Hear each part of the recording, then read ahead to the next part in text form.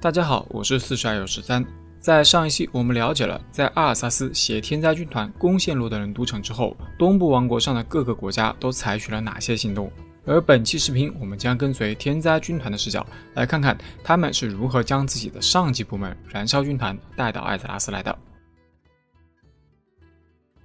先说当前天灾军团的现状，第3次大战的开端使得整个洛德伦联盟元气大伤，这让天灾军团在东部王国的活动空间得到了大幅度提升。燃烧军团的领导层在得知这一消息后欣喜不已，因为这代表他们的入侵计划成功了一小半。他们计划接下来先让天灾军团想办法把少量的燃烧军团精锐部队传送到艾泽拉斯来，然后再横渡无尽之海前往卡利莫多，把第2座永恒之井据为己有，最后再通过井中的能量把整个军团带到艾泽拉斯来实施全面的入侵。虽说这次军团入侵的前期准备工作一直是由基尔加丹来完成的，但正式入侵艾泽拉斯的作战将由污染者阿克蒙德来指挥。阿克蒙德作为军团的老牌指挥官和战术大师，他亲自挑选了少量精锐，这其中包含了马诺洛斯、卡扎克等一众曾参与过上古之战的老兵。现在军团恶魔只需要等待天灾军团把他们传送到艾泽拉斯来，为此天灾军团需要开启一道稳定的传送门，但是开启和维持传送门的稳定需要耗费巨大的能量，而这能量来源无疑是一大难题。好在巫妖王奈奥祖知道要如何解决这个难题，那就是利用神器麦底文之书。话说在穿越黑暗之门的战士中，还是兽人的奈奥祖就曾使用过麦底文之书，所以他知道书中蕴含着部分麦底文的守护者之力，还有书中记载的传送法术和恶魔血石等一系列知识，并且他还知道麦底文之书现在就藏在达拉然中。很显然这一情报是科尔苏加德之前告诉巫妖王的。话说当年在德拉诺大爆炸的千钧一发之际，卡德加派一些士兵穿过了黑暗之门，把几件神器送回到了艾泽拉斯，交由达拉然保管。另外稍提一嘴，在返回艾泽拉斯的过程中，神器达拉然之眼遗失在了扭曲虚空之中，所以只有麦迪文之书和古尔丹之路被成功的送回了达拉然。而科尔苏加德作为达拉然曾经的管理者之一，他知道该如何绕过达拉然的法术防御找到麦迪文之书，但前提是得先复活死去的科尔苏加德。于是巫妖王向基尔加丹和恐惧魔王报告了有关麦迪文之书的情报，所以他们便准备联络死亡骑士阿尔萨斯，让他来实施复活科尔苏加德的行动。但恶魔们不知道的是，巫妖王复活科尔苏加德的真实目的不仅仅是为了夺取麦迪文之书，更重要的是他将作为阿尔萨斯的副官，指导阿尔萨斯该如何进一步为巫妖王效力。在洛丹伦的范德马尔镇附近，恐惧魔王提克迪奥斯施法将阿尔萨斯召唤了过来。阿尔萨斯还不清楚到底发生了什么事，但是当他看到了山丘上的恐惧魔王时，他立刻提起了双之哀伤。因为恐惧魔王的外貌都非常相似，所以他把眼前的恶魔认作了马尔加尼斯。提克迪奥斯急忙解释说自己不是马尔加尼斯，也不是他的敌人，然后他又夸赞阿尔萨斯通过了巫妖王的考验。可阿尔萨斯却悠悠地说自己亵渎了曾热爱的所有人和事物，但却没有丝毫悔恨、羞愧和怜悯。其实在他说这番话时，内心深处有一个声音响起，撒谎。他强行压制住了这股声音，这个声音并非来自于双之哀伤的低语。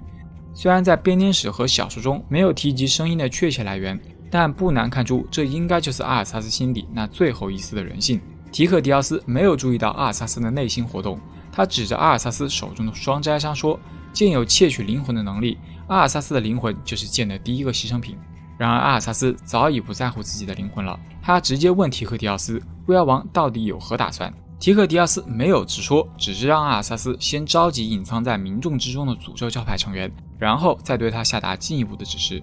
于是阿尔萨斯来到了范德马尔镇中，路上他遇到了伪装成村民的四僧，四僧告诉阿尔萨斯科尔苏加德预言到了他的到来。阿尔萨斯吃了一惊，科尔苏加德怎么会知道这些事？对于王子的疑问，四僧也没有做出回答，继续执行任务。过程中阿尔萨斯会不时遭遇到地方防御势力的攻击，他们会痛斥王子的背叛行为，但下场则是被阿尔萨斯无情地干掉。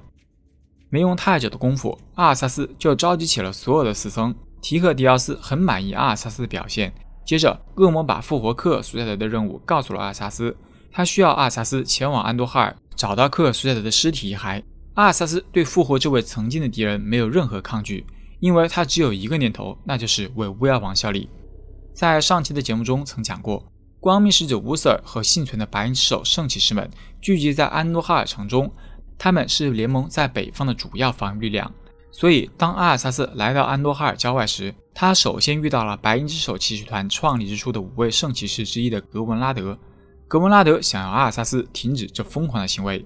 阿尔萨斯今天一反常态地念起昔日的同袍旧情，他让格文拉德放自己过去，这样的话就不杀他。然而格文拉德却愤怒地指责阿尔萨斯是个娇生惯养的王子，是他让白银之手骑士团沦为了笑话。这番话显然引起了阿尔萨斯的愤怒，他本来不想开杀戒，但现在看来是非杀不可了。阿尔萨斯略显轻松地就杀死了这位曾经的战友。当他来到埋葬科尔苏加德的墓园，找到了通灵师的遗骸后，他惊讶地发现鬼魂竟然开口说话了。这时提克迪奥斯也来到了墓园，他看出尸骸腐坏得很严重，这样下去是撑不到把尸体运送到魔王交汇点奎尔塞拉斯的。在之前斯僧也告诉过阿尔萨斯，复活科尔苏加德需要强大的魔王能量交汇点，而现在提克迪奥斯也告诉阿尔萨斯，他们需要把遗骸运送到奎尔塞拉斯的太阳之井，借助井中的能量复活科尔苏加德。而为了保存通灵师的遗骸，提克迪奥斯指示阿尔萨斯从安多哈尔的白银之手骑士团成员手中夺取一个特殊的骨灰罐。由于安多哈尔城中遍布圣骑士，所以阿尔萨斯得在郊外搭建基地，做些准备工作。当阿尔萨斯招募到了足够多的士兵时，他带领天灾大军杀进了安多哈尔。在阿尔萨斯的指挥下，数量众多的天灾士兵没用多久就踏平了安多哈尔，阻挡阿尔萨斯的那些圣骑士也一个个的倒了下去。但乌瑟尔就没那么容易对付了。这对师徒见面后，乌瑟尔严厉斥责阿尔萨斯只用几天就毁掉了整个罗丹伦王国。阿尔萨斯没时间与乌瑟尔说这些，他让乌瑟尔交出骨灰罐，自己会赏乌瑟尔个痛快。乌瑟尔愤怒不已，因为骨灰罐里装着的是阿尔萨斯父亲泰瑞纳斯的骨灰。他既愤怒又惊讶地问，难道阿尔萨斯还想再亵渎他的父亲一次吗？实际上阿尔萨斯并不知道罐子里装着的是什么，他只知道这是他需要的东西，他必须拿到它。乌瑟尔不会让阿尔萨斯这么干的，他必须亲手终结这个邪恶的死亡骑士。在小说中提到，乌瑟尔在战斗中一度占据了上风，他将阿尔萨斯击倒在地，只需要挥动战锤发起致命一击就能了结阿尔萨斯了。然而就在转瞬之间，形势突然逆转，阿尔萨斯抓住了乌瑟尔的攻击间隙，快速反击，重伤了乌瑟尔。乌瑟尔重重地跪倒下去。圣骑士用最后一口气说，地狱里会留给阿尔萨斯一个特别的位置，而阿尔萨斯则冷冷地说，他打算永生不死。接着双摘伤插进了圣骑士的胸膛，看着曾经的导师死去，阿尔萨斯心中没有任何感觉。乌瑟尔的死宣告了安多哈尔的陷落，白银之手骑士团绝大部分成员都在安多哈尔的战斗中牺牲了，但也仍有一些残部驻扎在其他的据点中。阿尔萨斯也无意彻底瓦解骑士团，因为当下复活科尔苏加德才是他的首要目标。现在他拿到了泰瑞纳斯的骨灰罐，他把父亲的骨灰倒出，再把科尔苏加德的遗骸装了进去。在完成这一切后，提克迪奥斯出现，他向阿尔萨斯发出新的指令，前往奎尔萨拉斯的太阳之井。在恐惧魔王离开后，科尔苏加德的鬼魂悄然出现，鬼魂对着阿尔萨斯发出私密聊天，其内容是千万不能相信那些恐惧魔王，因为那些恶魔是囚禁巫妖王的狱卒，等自己重获新生后，他再向阿尔萨斯说明一切。这里需要说明一点，为什么一定要在太阳井复活科尔苏加德？这其实是因为巫妖王说服了恐惧魔王，把科尔苏加德复活并转化为一名巫妖。巫妖王的理由是，这是为了能够更好地为军团效力，方便把军团带到艾泽拉斯来，所以恐惧魔王就同意了巫妖王的提议。而转化巫妖需要充足的奥数能量，奎尔萨拉斯的太阳之井将是一处理想的场所，但同时太阳之井也是高等精灵的力量之源，这意味着他们会不惜一切代价保卫太阳之井，而阿尔萨斯则会竭尽全力地得到它。以上是天灾战役前2关的剧情，简单说一下这2关中比较有意思的小彩蛋。第一关中，范德马尔镇中有2个村民在互殴，他们叫罗伯特和泰勒，这是电影《搏击俱乐部》的彩蛋。第2关中有2块隐藏区域，这2片区域都是被树林封锁起来的，只有当你砍倒了树木才能到达这些区域。第1片区域是熊猫人休闲区，第2片区域则是有2只古老野人。这个野人彩蛋甚至拥有独立的过场动画，实属罕见。这段动画讲述了阿尔萨斯发现了大脚野人，然后野人为了不让他们存在的秘密被泄露出去，于是便打算干掉阿尔萨斯等人。至于最后的结果嘛，当然是野人被反杀了。据说创建这个彩蛋可能是因为上世纪50到90年代在欧美地区兴盛的神秘动物学。说完彩蛋，让我们再回到剧情上来。就在阿尔萨斯率天灾军团向着奎尔萨拉斯进发的同时，恐惧魔王们也在扭曲虚空的某个地方展开了集会。与会的3位恐惧魔王分别是提克迪奥斯、安纳塞隆、孟菲斯托斯。他们这次会面主要是为了燃烧军团的下一步计划做准备。提克迪奥斯表示计划进行得很顺利，只是巫妖王的仆从阿尔萨斯表现得有点太过于出色了，因此他怀疑巫妖王是不是在打什么其他的主意。但是不管他们怎么样，都无法阻挠燃烧军团的回归，因为阿克蒙德绝不容忍失败。在大约1周后，阿尔萨斯和天灾军团终于抵达了奎尔萨拉斯的边境，宁静的森林看上去一片祥和。阿尔萨斯想起上次来这里时自己还是个孩子。科尔苏加德的鬼魂提醒阿尔萨斯不要掉以轻心，高等精灵可能就埋伏在森林之中。阿尔萨斯不屑一顾地认为那些精灵根本不值一提，因为天灾军团能将死掉的敌人转化为己方的战斗力。鬼魂再次提醒阿尔萨斯还是不要小看了这些精灵。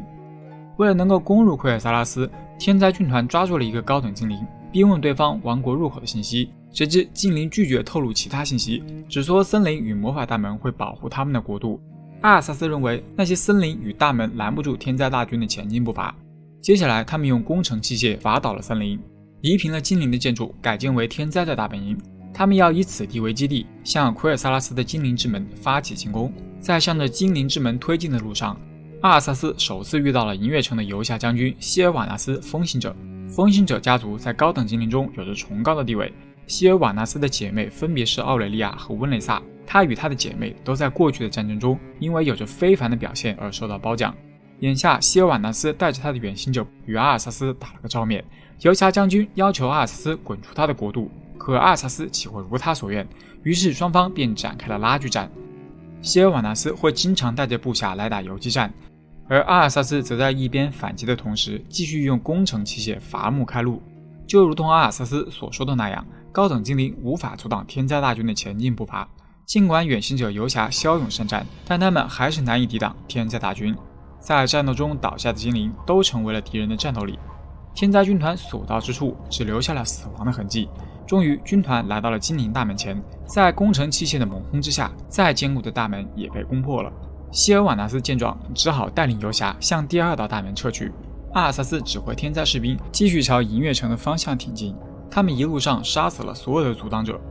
希尔瓦纳斯指挥部队退到艾伦达尔河的另一侧，自己则在桥上拦截天灾。面对追兵，他信誓旦旦地说，天灾永远无法攻破第2道大门，因为这道门只能用一种特殊的钥匙才能打开。他认为敌人绝对无法得到这把钥匙。阿尔萨斯见希尔瓦纳斯在后退，以为对方是要逃跑，然而希尔瓦纳斯却否认了这一点。他当着阿尔萨斯的面毁掉了唯一可以通往对岸的桥梁，从而延缓了天灾军团的前进步伐。这让阿尔萨斯愤怒不已，开始命令士兵另寻过河的道路。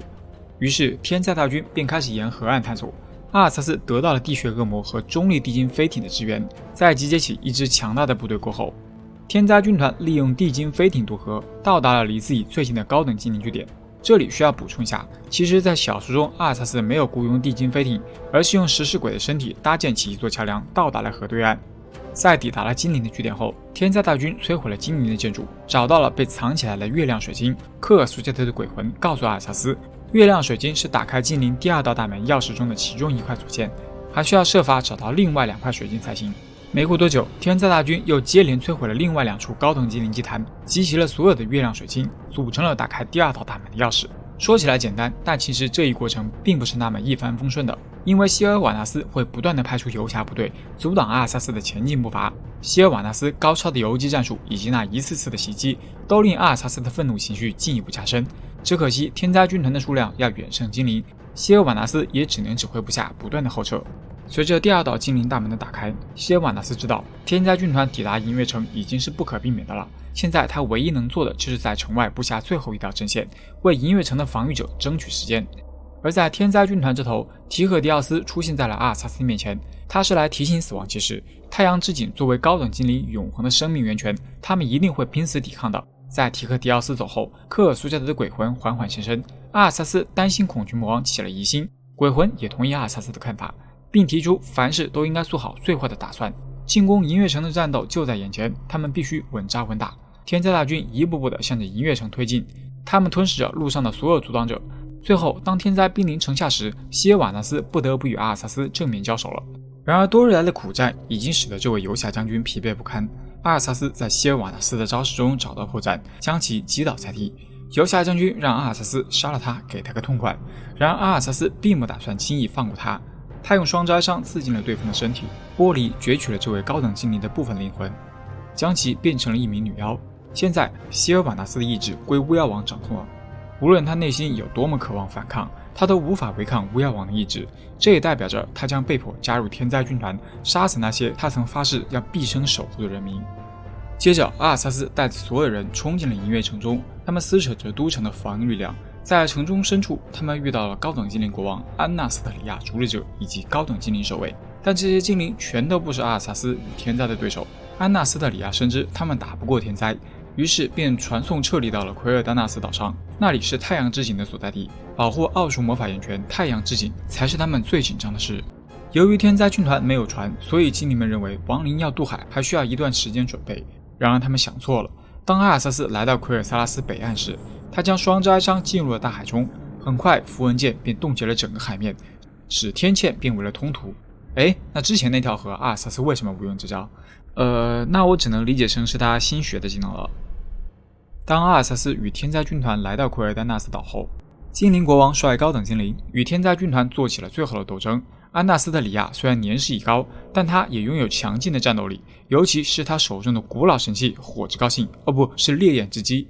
安纳斯特里亚向阿尔萨斯发起挑战，虽然他们二人间的战斗持续了很久，但最终精灵国王还是敌不过死亡骑士。阿尔萨斯用双之哀伤粉碎了烈焰之击，结束了安纳斯特里亚的生命。随着国王的倒下，天灾军团也彻底吞噬了奎尔丹纳斯。在彻底获胜后，阿尔萨斯来到了太阳之井，将科尔苏加德的尸体进入到井中，凭借着源源不断的奥数能量，科尔苏加德重获新生，成为了一个可怕的亡灵生物巫妖。这便是巫妖王赐予科尔苏加德的永生。接下来，阿尔萨斯让科尔苏加德告诉他有关恐惧魔王的事，科尔苏加德则解释附近都有恐惧魔王的耳目，他们必须要到一个安全的地方才行。接下来，天灾大军开始南下，向着南方的达拉然方向移动，身后只留下了毁灭与死亡。在这片土地上，阿尔萨斯和亡灵曾踏足的地方都被腐化了。这条毫无生机的腐化带，后来被人们称之为死亡之痕，在之后的许多年里都不曾消退。这里还有两件事情需要补充一下，一件是在沃三的战役中并未展示的情节，达尔坎的背叛。话说，在第二道精灵大门之后，还有一道名为班蒂诺雷尔的强大屏障，如果不是一个名叫达尔坎德拉希尔的高等精灵魔导师的背叛，阿尔萨斯将永远也无法越过这道防线。达尔坎呢，是一位极具天赋的魔导师，他野心勃勃且十分自负，他因为自己的能力没有得到认可，内心逐渐变得阴暗。后来阿尔萨斯向达尔坎发出低语，允诺他只要为巫妖王效力，就能得到他所渴望的力量与认可。达尔坎无法抵挡这样的诱惑，从而背叛了高等精灵，帮天灾军团摧毁了奎尔萨拉斯的魔法屏障。而另一件事情呢，则是太阳之井的污染。在科尔苏加德复活的那一刻，太阳之井也随之被污染了，井中开始慢慢散发出腐化的能量，幸存的高等精灵或多或少都受到了些影响。在天灾军团离开后，凯尔萨斯王子才从达拉然赶回了自己的家园，他们与残存的天灾进行了战斗。但很快凯尔萨斯就发现，这些残存的天灾并不是最大的威胁，腐化的太阳井才是。如果放任不管，井中的能量会杀死所有的高等精灵。最后他不得不下令摧毁腐化的太阳之井。当然我们也知道，再后来太阳之井还是被高等精灵修复了，但这部分的详情码就要留到以后再来讲述了。接下来再让我们把视角转移到达拉然这边来。当达拉然收到天灾军团正在逼近的消息后，肯维托组织就已经开始做战前准备了。他们首先疏散了城里的平民，只留下了法师部队抵御天灾。这些都是非常厉害的法师，他们共同构建了一个巨大的奥数屏障，将城市围得密不透风，其中不乏一些可以消灭亡灵的守卫皱纹。法师们在看到天灾军团接连征服了洛丹伦和奎尔萨拉斯后，他们不敢有任何怠慢，他们甚至已经预料到了这场战斗的结局。尽管如此，他们还是决定拼尽全力去保卫城市。直到此时，安东尼达斯才想起那个先知的话，他意识到那人劝大家离开东部王国的话是正确的，然而现在再西行已经太迟了。作为肯瑞托的领袖，保卫城市是他的责任，他不能放弃达拉然。但是还有其他人可以组织人们西行，保留希望之种，那就是他的学徒吉安娜·普罗德摩尔。起初，女法师不愿离开自己的导师与她成长的城市，另外，她也想亲眼看看阿尔萨斯变成了什么样子。自从在斯坦索姆背弃了阿尔萨斯后，她的内心就一直因愧疚受到折磨，至今她都还在想办法拯救阿尔萨斯。在与导师争论了一番过后，吉安娜做出了让步。她与安东尼达斯都知道达勒然无法抵御天灾，所以只能带着东部王国的幸存者们西渡，去那片土地上寻找新的希望。于是师徒俩就此分别，他们心中都知道这一别也许就再也见不到彼此了。在接下来的日子里，吉安娜拼尽全力地召集人们，但并不是所有人都愿意和她一起离开。有些人要留下来守卫自己的家园，所以不能离开，但也有很多人愿意与吉安娜一同西行。吉安娜将带领他们前往遥远的彼岸，寻找胜利的希望。现在再让我们把视角转到天灾军团这头。在前往达拉然的路上，科尔苏亚德与阿萨斯私下在奥特兰克山脉某个恐惧魔王难以察觉的地方进行了一次密会。科尔苏加德将巫妖王所有的安排都告诉了阿尔萨斯，其中包括了当初阿尔萨斯杀死科尔苏加德，还有将阿尔萨斯选做了他的勇士的事。阿尔萨斯不解，如果巫妖王如此全知全能，那又怎么会被恐惧魔王控制？于是科尔苏加德将燃烧军团的情报都告诉了阿尔萨斯，当然也提到了是军团创造的巫妖王以及恐惧魔王的监视者身份。听到这里，阿尔萨斯也就明白了，原来包括天灾军团和路丹伦瘟疫在内的所有战士都只是为了给燃烧军团的大规模入侵铺路。换句话说，对于燃烧军团而言，天灾只不过是一件用完就可以抛弃的工具。一旦艾泽拉斯落入军团之手，他们就没有任何用处了，因此必须要想办法脱离燃烧军团的掌控。阿尔萨斯对科尔苏加德的话并不意外，他早就对这些一直跟在他身后监视着他的恐惧魔王心存怀疑了。并且科尔苏加德还告诉阿尔萨斯，当前军团入侵计划的第一阶段已经达成，即消灭了所有可能抵抗军团将领的势力，就比如洛丹伦和奎尔萨拉斯。下面要进行的是第二阶段的任务，也就是召唤恶魔领主开始全面入侵。而为了能够与恶魔领主取得联系，科尔苏加德特意带天灾军团来到了奥山附近的黑石兽人据点附近，因为在黑石兽人的据点中有一个能与恶魔联络的恶魔之门，因此必须先消灭那些守卫在此的黑石兽人。接下来天灾大军很快就接连摧毁了附近的所有兽人据点。科尔苏加德通过恶魔之门与恶魔领主阿克蒙德取得了联系，阿克蒙德向天灾下达了新的作战任务，去达拉然中找到麦迪文之书，再把军团带到艾泽拉斯来。在2天后，天灾大军兵临达拉然城下，阿尔萨斯以首席死亡骑士之名，命令城中的大法师打开大门，向天灾大军投降。这时，大法师安东尼达斯传送到天灾阵前，他先是阴阳怪气调侃了一番阿尔萨斯，接着又放出严词警告，达拉然的所有法师都已做好了准备，设下了魔法结界，亡灵要是胆敢进入，必将尸骨不存。阿尔萨斯认为安东尼达斯的魔法阻止不了他们，大法师见劝退无果，那就只能与天灾战斗到底了。阿尔萨斯和天灾军团本想从正面攻入达拉然，但令他们没想到的是，安东尼达斯说的魔法结界果然厉害，并且城中的法师还在不断向他们放出法术攻击，所有闯入攻击范围的亡灵都经历了惨痛的打击。这时科尔苏亚德感知到是有3位法师在维持这股结界，只要消灭他们，阻止亡灵的结界就会消失。于是阿尔萨斯让亡灵大部队继续牵制对方主力，自己则与科尔苏亚德及一小支天灾小队潜入了城中。作为达拉然曾经的管理者，科尔苏亚德很快就带领阿尔萨斯干掉了维持结界的3位法师。如此一来，达拉然城外的结界也就不攻自破了。接着他们又干掉了城中的另一些法师，并来到了存放着神器的宝库。在这里，安东尼达斯正在等待着他们。安东尼达斯拼尽全部力量，希望能够阻挡阿尔萨斯和他的部队，但最后还是以失败告终了。这位最具智慧、最有天赋的大法师被阿尔萨斯以双摘伤杀死了。阿尔萨斯本来还以为会在城中看到吉安娜，但现在看来吉安娜似乎已经离开了达拉然。想到这里，阿尔萨斯突然涌起了一股欣慰之情，然而这种感情也在转瞬之间消失了。接下来，科尔苏亚德夺取了藏在宝库中的神器麦迪文之书，而提克迪奥斯则盯上了另一件散发着邪能的神器古尔丹之炉。恐惧王悄悄地把这件神器给偷走了。